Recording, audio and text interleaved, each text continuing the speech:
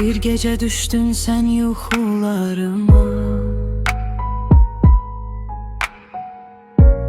sessizce girdin bütün arzularıma. Gözlerin danıştı min kelime kimi,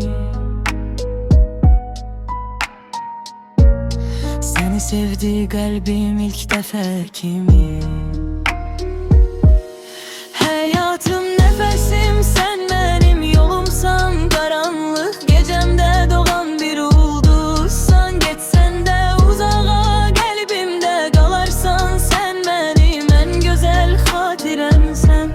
Yağışlı küçeler seni hatırladır, her mahnı adını pıçıldayır. Bir ümit gizlenip bakışlarında, ben itip